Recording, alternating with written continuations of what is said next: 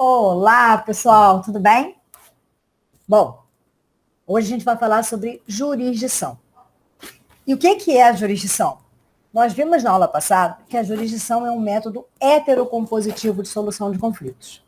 E quando eu falo que ela é um método heterocompositivo de solução de conflitos, significa dizer que eu vou ter uma terceira pessoa que vai decidir aquele conflito e automaticamente vai submeter aquelas pessoas que o provocaram à sua decisão. Então, quando eu falo de jurisdição, eu estou falando do poder-dever que o Estado tem de dizer o direito no caso concreto e mais, de satisfazer esse direito. Tá? Só para contextualizar vocês, antes de a gente entrar na matéria propriamente dita, quando eu falo desse poder-dever de dizer o direito que o Estado tem através do exercício da jurisdição, eu quero dizer que essa jurisdição será a mesma em qualquer pedacinho do território nacional. Então, ela é única, ela é indivisível. Dentro do território nacional, a jurisdição ela será una e indivisível. Ah, professora, mas eu não procuro o mesmo órgão para resolver tudo. E é aí que está o X da questão. A jurisdição é una. Mas no sentido de prestar uma tutela jurisdicional melhor, de maior qualidade, o que ocorreu? Essa jurisdição ela foi distribuída em alguns critérios que vão determinar um órgão competente, investido dessa jurisdição, para poder dizer o direito no caso concreto. Daí, a gente vai encontrar um órgão competente para dizer o direito na esfera trabalhista, um órgão competente para dizer o direito na esfera de família, um órgão competente para dizer o direito nas questões criminais, por exemplo, nas questões cíveis. Mas esse órgão competente, quando a gente fala de competência, a competência ela é a distribuição dessa jurisdição. Porque quando eu permito que um órgão ele preste uma tutela jurisdicional específica dentro de um assunto específico, ele tem um conhecimento melhor e ele consegue prestar essa tutela jurisdicional com mais efetividade do que, do que se a gente fosse falar de um mesmo órgão prestando qualquer tipo de tutela jurisdicional. Então, a ideia é sempre essa. Jurisdição, ela é única, ela é a mesma em qualquer parte do território nacional, tá? Isso é importante que vocês frisem bem na cabeça de vocês. Só que quando a gente fala de jurisdição, a gente vai também tratar dessa matéria hoje, a gente tem que pensar o seguinte: eu tenho a jurisdição em território nacional. Só que as relações jurídicas, elas estão cada vez mais comuns, de serem pactuadas com entes estrangeiros, com empresas estrangeiras, com pessoas estrangeiras. E em algum momento a gente vai ter que definir, nessas relações em que existem estrangeiros e brasileiros, ou nas relações em que são pactuadas com entes estrangeiros, mas a obrigação será realizada no Brasil, esse tipo de obrigação a gente precisa pensar: quem é que vai resolver se tiver um conflito? É a jurisdição brasileira ou pode ser a jurisdição estrangeira? E até que ponto pode ser a jurisdição estrangeira?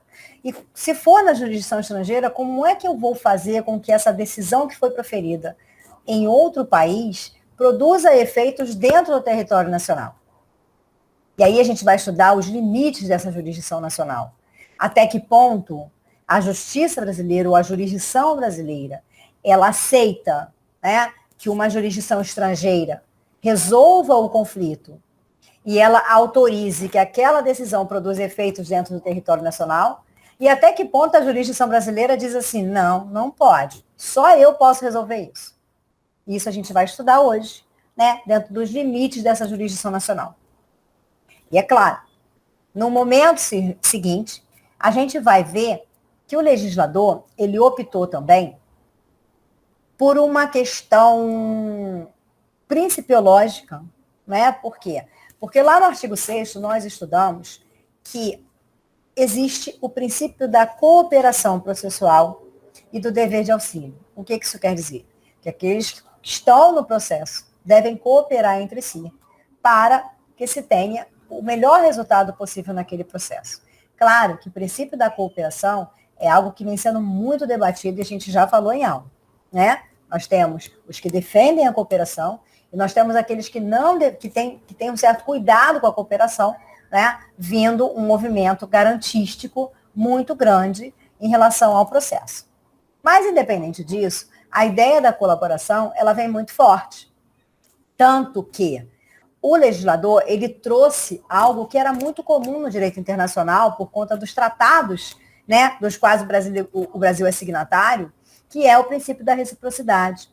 E essa reciprocidade, que gera exatamente uma cooperação entre países, né, ela vem para o processo civil no sentido de quê? De cooperação internacional, que pode ser vista de duas formas. Pode ser vista através da cooperação jurisdicional, onde envolvem ambos os lados do Poder Judiciário, e pode ser vista como auxílio direto, que vai envolver entes da administração pública.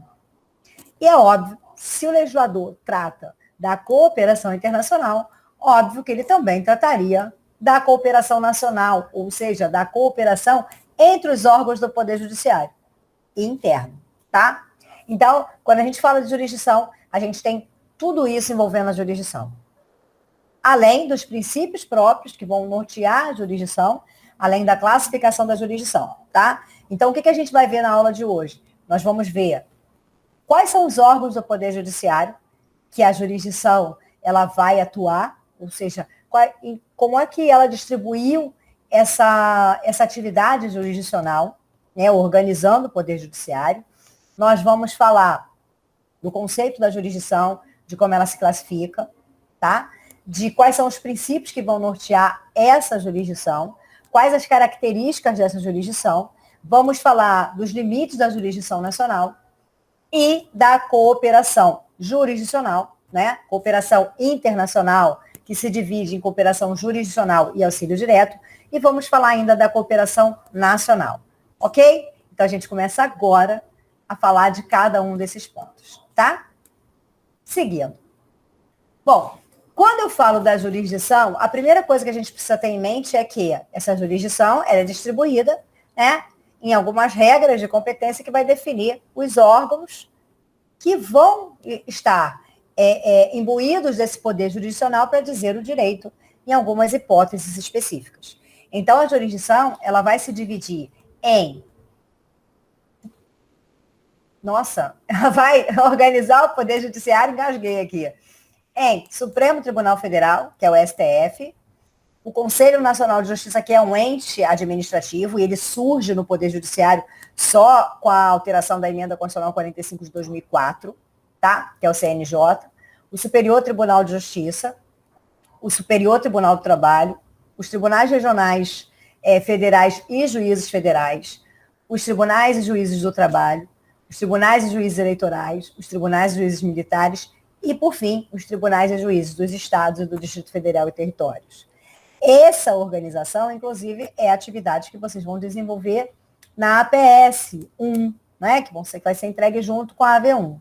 Então, quando a jurisdição ela se organiza, ela organiza o Poder Judiciário dessa forma, o que ela faz?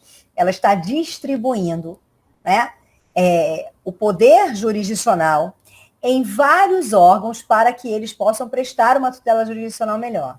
Essa divisão a gente vai aprender quando que eu vou buscar cada um deles a partir das regras de competência, ok? Então, seguindo. O que é a jurisdição? Bom, a etimologia da palavra, juris dictio, ou seja, dizer o direito. A gente vem falando que jurisdição é o poder-dever do Estado de dizer o direito no caso concreto. E aí, nesse sentido, eu trago para vocês dois conceitos. Gente, eu habilitei minha câmera? Habilitei. A gente traz dois conceitos. Um do Didier e o outro do Alexandre Câmara. O Didier ele vai falar o seguinte: jurisdição é a função atribuída a terceiro imparcial de realizar o direito de modo imperativo e criativo, reconhecendo, efetivando e protegendo situações jurídicas concretamente deduzidas em decisão insuscetível de controle externo e com aptidão para tornar-se indiscutível. O que ele quer dizer com isso? Primeiro, é a função atribuída a um terceiro imparcial. Esse terceiro é exatamente aquele que vai julgar, né? que é natural nos métodos heterocompositivos. E ele precisa ser imparcial, ele não pode ser tendencioso. Lembra quando a gente discutiu, lá no princípio da cooperação, a diferença entre imparcialidade e imparcialidade? Né? Aquela coisa de até que ponto o magistrado vai estar exercendo a sua função ou exercendo a função do outro? Pois é. Então, aqui, ele tem a função que é atribuída a ele, ele precisa exercer de maneira imparcial. Então, ele precisa exercer a função dele sem ser tendencioso para qualquer das partes. Tá ok? De realizar o direito de modo imperativo. Uma vez decidida a questão, né, aquela questão que é resolvida pelo Estado, as partes precisam se submeter. Afinal de contas, a jurisdição não procura ninguém. Você provoca o Estado para que, subrogando a ele exatamente o seu direito de resolver o problema. Então, se você subroga ao Estado, né, o poder de dirimir aquele conflito, você precisa se submeter à decisão que ele, né, profere. Claro que a gente tem recursos, a gente não precisa se submeter no primeiro momento, nós podemos ficar insatisfeitos, nós temos recursos, mas isso são coisas que vocês vão ver lá em Processo Civil 3, beleza? Então, de modo imperativo e criativo, por quê? Porque nem tudo que acontece na sociedade a gente tem lei para isso, né? Então, em alguns casos, o magistrado ele vai precisar identificar no ordenamento jurídico, né, por analogia ou com base nos princípios gerais, uma solução para aquele conflito, efetivando, fazendo valer, né, concretizando o direito. Não basta só ele dizer que você tem razão. É preciso, né, entregar o direito àquele que tem direito. E protegendo situações jurídicas concretamente deduzidas em decisão insuscetível de controle externo. Só quem pode rever uma decisão judicial é o próprio Poder Judiciário. Tá? Então, não há controles externos dentro das decisões jurisdicionais. E com aptidão para tornar-se indiscutível. E quando a gente fala tornar-se indiscutível, significa dizer que, em algum momento, o processo chega ao fim. É quando a gente escuta falar, ocorreu o trânsito em julgado. Quando ocorre o trânsito em julgado, aquela questão que foi discutida ali, ela é alcançada pela autoridade da coisa julgada. O que isso significa? Significa que aquela causa que foi levada ao Estado para ser discutida, ela já foi julgada. E ela não admite que se rediscuta aquela matéria dentro do próprio judiciário. Por quê? Porque já foi julgado, já foi amplamente discutido, já ocorreu os recursos que as partes quiseram, e uma vez que a coisa julgada acontece, ou seja, o trânsito julgado ocorre, e ela alcança a autoridade da coisa julgada, aquela questão já foi definida. Então, ela se torna realmente indiscutível, ela se torna imutável. E aí as partes têm que se submeter àquele comando jurisdicional que foi dado para dirimir aquele conflito. Tá? Então, e o Alexandre Câmara? O Alexandre Câmara, ele traz um detalhe diferente do Didier. Perceba que o Didier, em momento nenhum, ele menciona especificamente o Estado. Né? O Alexandre, ele fala o seguinte, jurisdição é a função estatal de solucionar as causas que são submetidas ao Estado através do processo, aplicando a solução juridicamente correta. O que o Alexandre Câmara quer dizer com isso? Muito simples. O Alexandre Câmara entende que a arbitragem, que é um outro método heterocompositivo, não seria uma jurisdição. Ainda que no artigo 3º, o legislador tenha reconhecido a arbitragem como um meio de solução de conflitos, né, permitindo que as partes busquem a arbitragem, a gente sabe que a arbitragem é uma justiça eminentemente privada.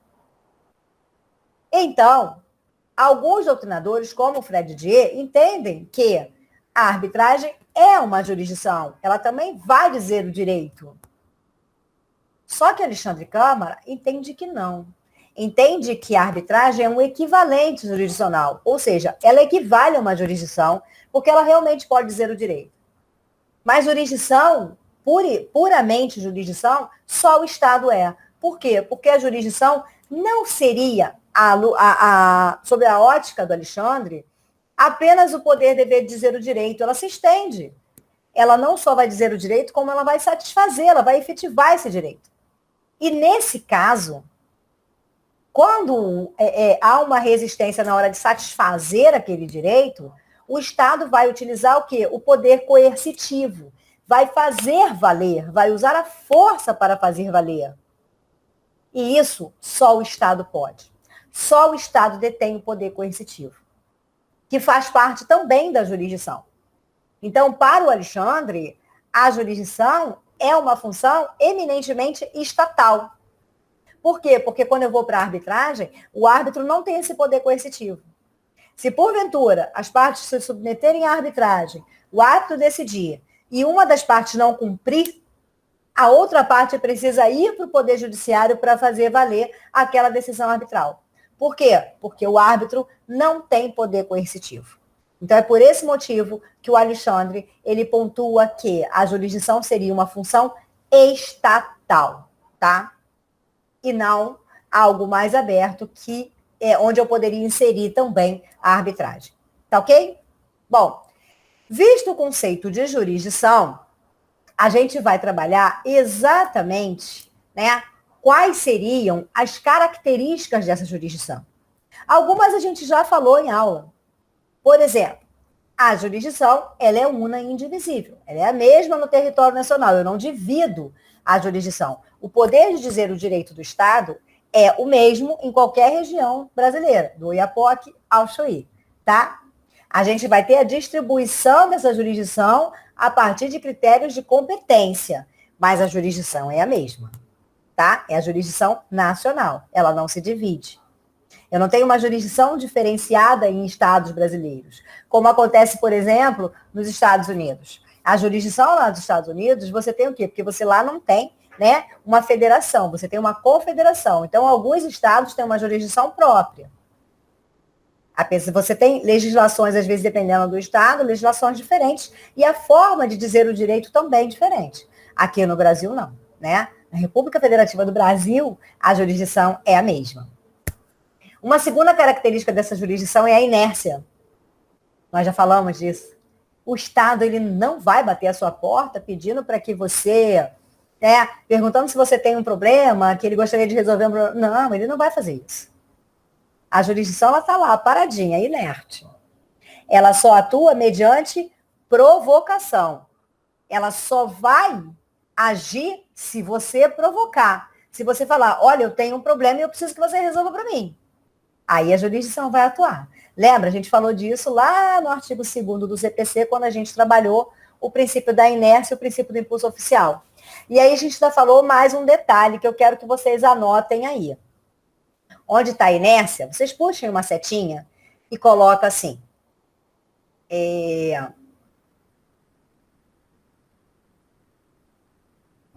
Abram parênteses e colocam: a jurisdição é inerte. A jurisdição é inerte e atua mediante provocação. A jurisdição é inerte e atua mediante provocação, vírgula. Nos limites em que ela for provocada. Nos limites em que ela for provocada. E aí você coloca um hífenzinho e escreve assim, pedido. Fecha parênteses. Vocês vão entender isso mais à frente. Mas é bom, onde a gente for ver inércia, eu vou colocar alguma coisa para vocês irem fixando até a coisa fluir melhor, tá? Então, a jurisdição, uma segunda característica da jurisdição é ela ser inerte. Ela depende de provocação para atuar. Terceira característica da jurisdição é o caráter substitutivo. Por quê? Porque ela substitui as partes. Quando você provoca ela para resolver um conflito, a jurisdição te substitui. E ela vai resolver o conflito, que você poderia ter resolvido se fizesse a autocomposição, tá? Uma quarta característica é a natureza declaratória. Por quê? Porque qual é a forma que o Estado tem de dizer se você tem direito ou não? De dizer o direito no caso concreto? É declarando o direito.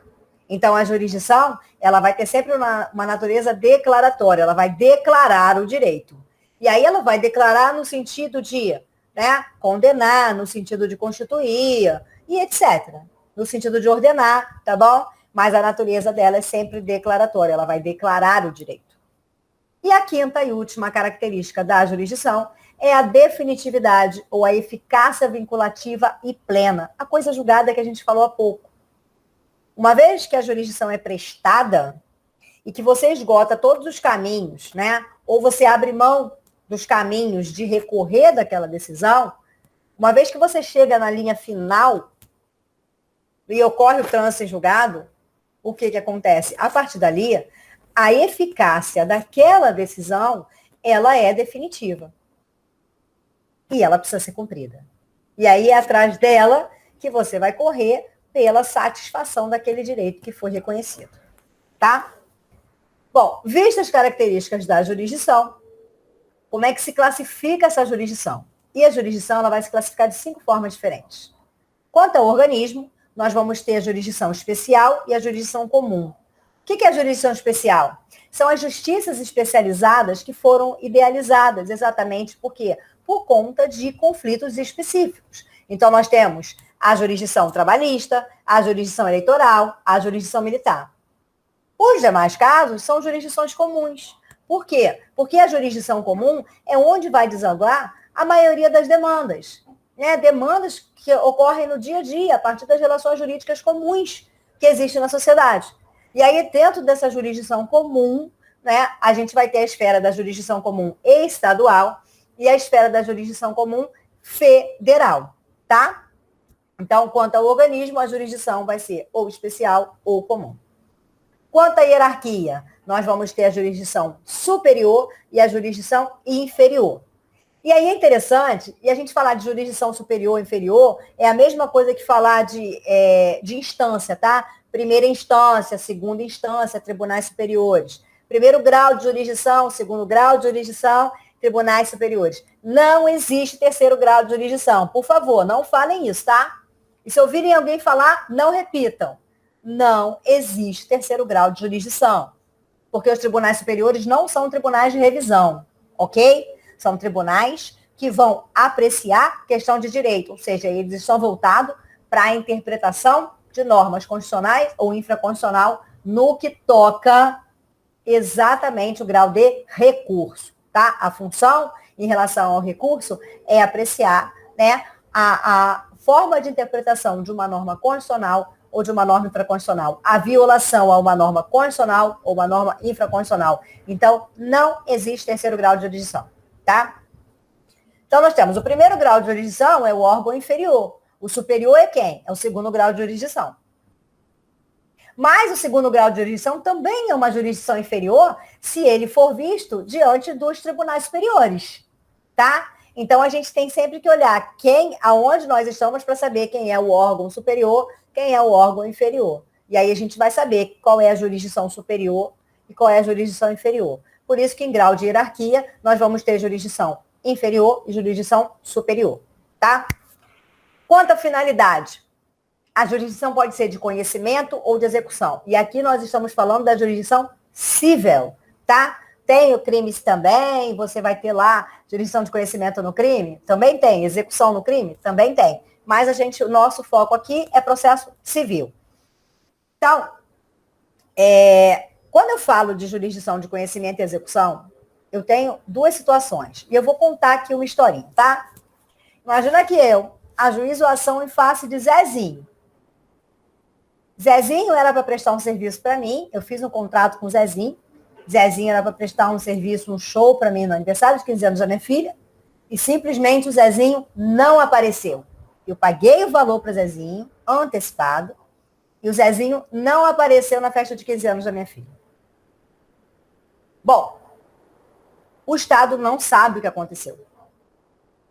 Então, eu preciso contar a história para o Estado. Eu preciso dizer para o Estado que eu fiz um contrato com o Zezinho, que eu pesquisei, encontrei o Zezinho, e aí eu fiz um contrato para que ele prestasse o serviço, né, de realização de um show no aniversário de 15 anos da minha filha, que esse aniversário de 15 anos contavam com 300 pessoas, que o show era o ponto auge da festa, porque era o momento que minha filha ia dançar, e estava tudo já organizado, e etc, etc, etc.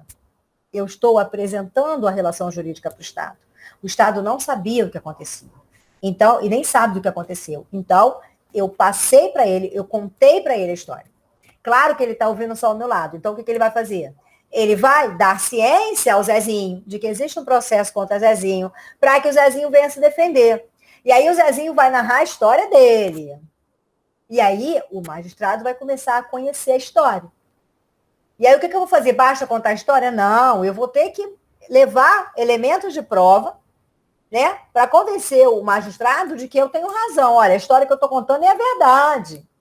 E o Zezinho também vai levar elementos de prova para dizer assim, olha, seu juiz, eu que tenho que te convencer, porque eu estou falando a verdade. Então, ambos vão levar provas, ambos vão contar as suas versões, e ao final, o magistrado vai fazer o quê? Vai analisar aqueles dois casos e vai proferir a decisão dele. Então, percebam, para que ele proferisse uma decisão, ele precisou conhecer a situação.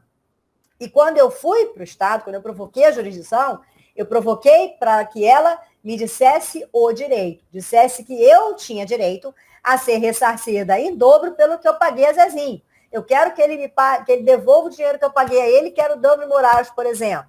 Ou eu quero o dinheiro que eu paguei a ele em dobro, já que eu paguei indevidamente, porque ele não prestou, ele não cumpriu com o contrato. Ou eu quero indenização porque o abalo psíquico que eu tive e por todo o contexto da festa, né, foi muito cruel, então eu quero indenização.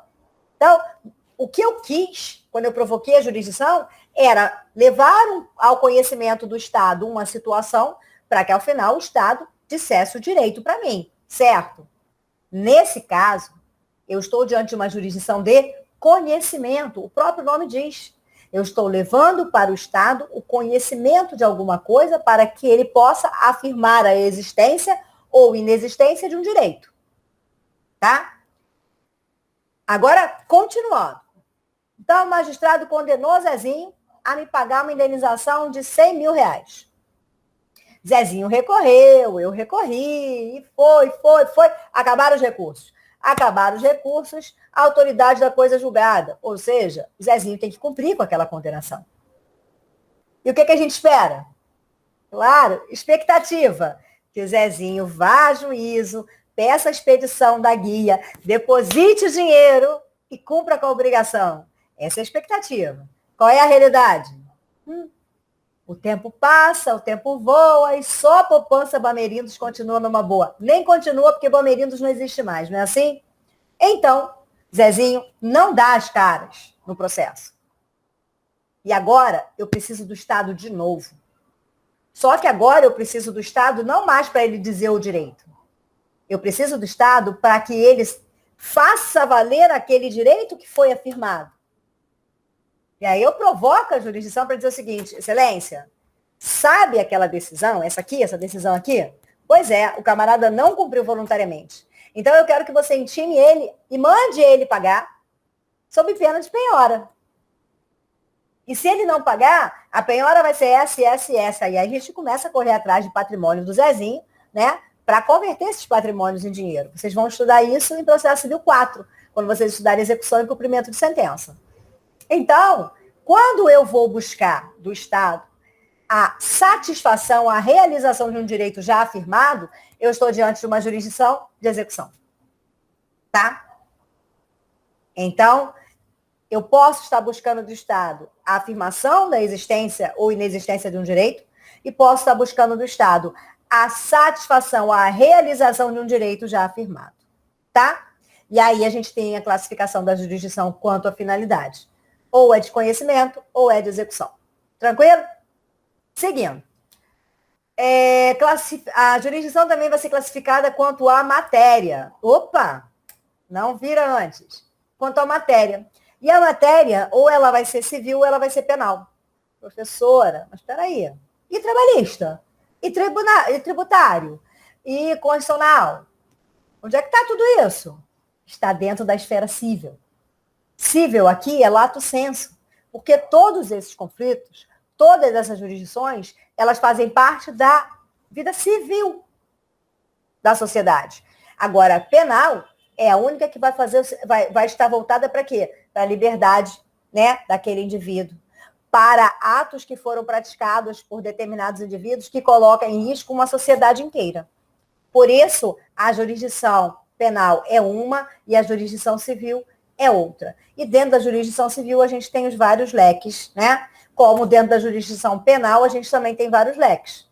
A gente tem cybercrimes, a gente tem uma série de leques dentro da esfera penal. E na esfera civil não é diferente. Tá bom? E por fim, quanto ao objeto. Como é que se classifica a jurisdição quanto ao objeto?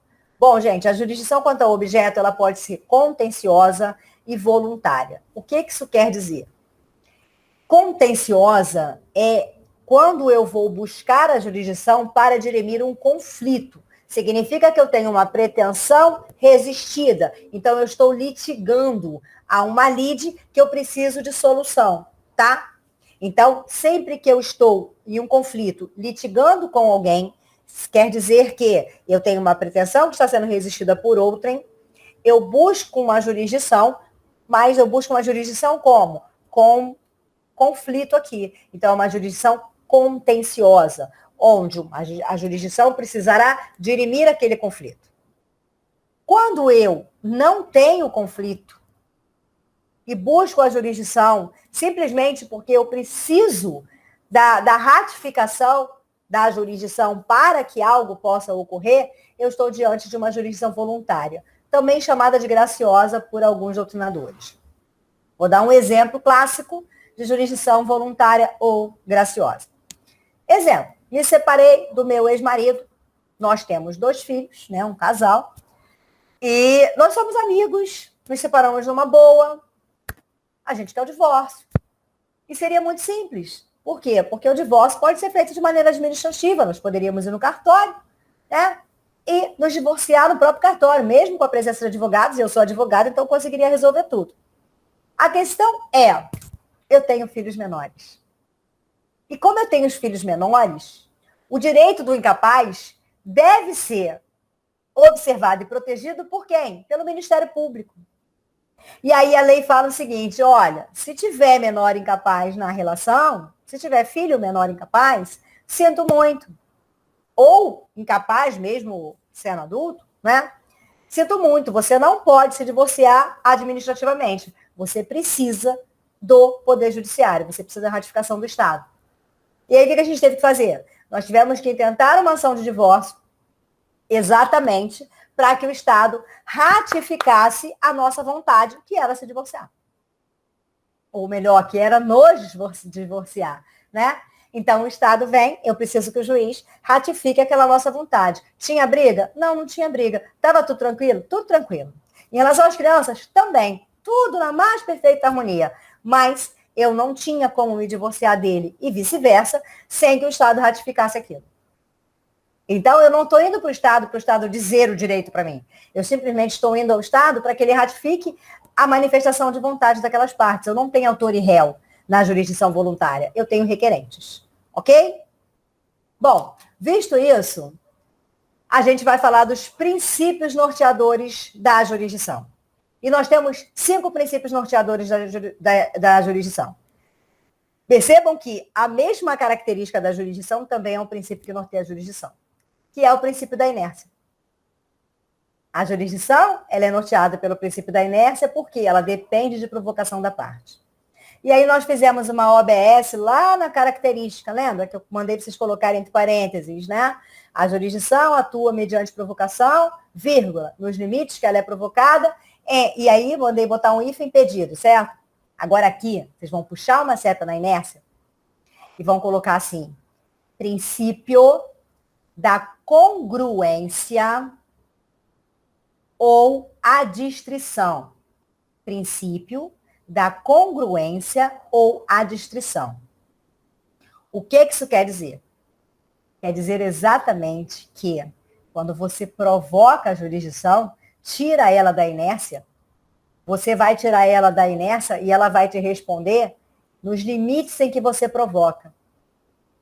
E esse limite, né, esse pedido que é o limite que você vai dar à jurisdição, é exatamente o que vai definir a atuação jurisdicional, no sentido de que ela não pode decidir nem fora, nem além e nem deixar de apreciar qualquer pedido seu.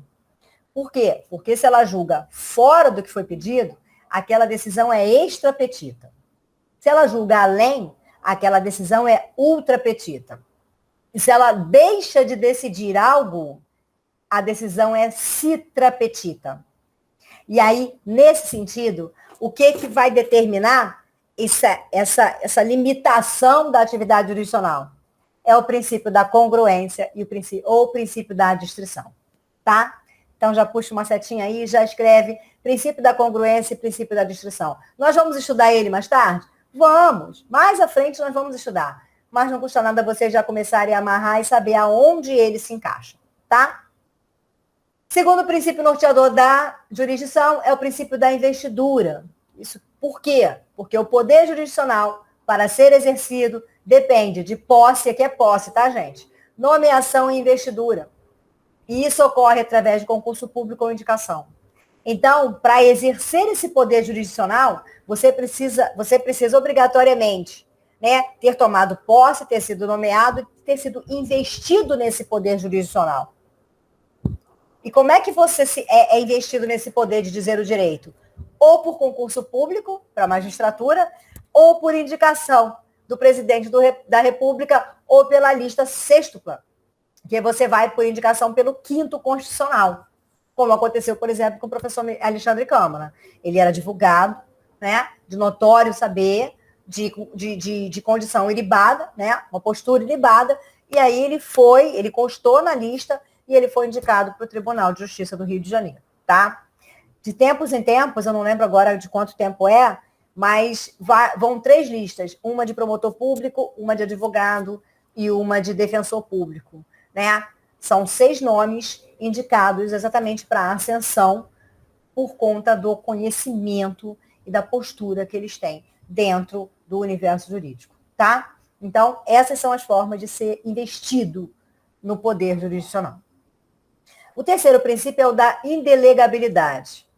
Isso quer dizer o quê? Que é vedado delegar essa função jurisdicional para qualquer outro órgão, tá?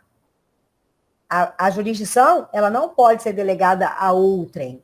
A atividade, ela é exercida em nome do Estado, tá? E aí você pode falar, mas e a arbitragem? A arbitragem tem uma lei que lhe permite esse exercício. Por isso que muitos também falam que seria um equivalente jurisdicional. Mas, na verdade, a jurisdição, o Estado, não está delegando os poderes, né? Não está delegando a atuação no sentido de dizer o direito. Ela está permitindo que, caso você queira, possa buscar também a jurisdição privada. Porque aquela jurisdição privada, ela é reconhecida e ela é tida como válida. E se, porventura, alguém não cumprir a obrigação lá, o Estado vai fazer valer aquela obrigação. Mas percebam, para que haja a arbitragem, eu sempre tenho que ter a manifestação dupla de vontade, tá? Exatamente por quê? Porque é uma opção, não é uma obrigatoriedade, porque a jurisdição não pode delegar o papel dela a outrem, tá? O quarto princípio é o princípio da inevitabilidade, e nós já falamos dele quando estudamos o juízo natural. Por quê? Porque o poder jurisdicional, ele é emanado da soberania estatal.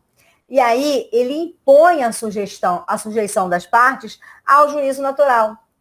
É inevitável. Quando você provoca o Estado, você já vai direcionar, né, o juízo, que é o responsável, que é o competente, exatamente para dirimir aquele conflito. Por quê? Porque no nosso ordenamento é vedado a criação de tribunais de exceção. Nós falamos disso quando falamos do artigo dos princípios constitucionais que norteiam o processo, tá?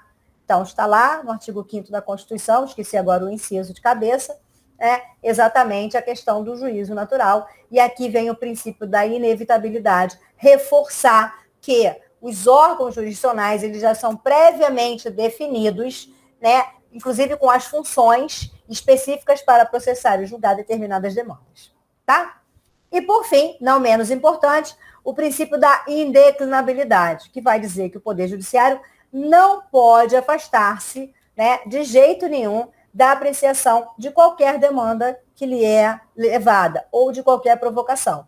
Por mais absurda, por mais bizarra que seja, o Judiciário não pode se afastar de julgar. Ele pode julgar improcedente, mas ele não pode se afastar de julgar. Por exemplo, teve um caso que circulou até pela internet, né, de uma senhora que sonhou que estava dirigindo, Foi lá na autoescola, fez a inscrição, de alguma forma ela passou na prova escrita e chegou no dia do treino, primeiro treino, ela sentou no carro, o instrutor sentou ao lado dela e foi apresentar o carro, né, para ela ligar. Ele disse, por favor, pode virar a chave. Aí ela começou a orar no carro. Deus vai fazer esse carro andar, Deus vai guiar o carro, Deus vai guiar o carro. Porque eu sonhei que Deus guiava o carro. E aí ficou 1 hora assim dentro do carro. Na primeira vez, o instrutor achou que ela estava nervosa, e levou. No segundo dia de treino, ela foi de novo. E ela fez a mesma coisa. Aí o instrutor, depois de meia hora naquela história, ele falou, a senhora é louca. Saiu do carro e deixou ela sozinha no carro. Resultado, ela ajuizou uma ação de dano moral porque o instrutor havia ofendido ela. E aí o juiz, é muito interessante a decisão dele, né? Acho que foi o Nicolite na época, o magistrado, ele julgou improcedente e ele falou, olha, se no reino dos céus a senhora ganhou 1 ponto, aqui no reino dos homens eu preciso de condenar em litigância de má-fé, porque você provocou o judiciário sem um respaldo básico, né, que garanta esse seu direito, ou seja, isso aqui, mas ele não pôde se esquivar de julgar. Por quê? Por conta do princípio da indeclinabilidade, tá? Então, vistos os princípios norteadores da jurisdição, a gente passa agora a falar dos limites da jurisdição nacional, tá? Só que esses limites da jurisdição nacional, a gente vai falar no próximo bloco da aula, tá ok? A gente já volta.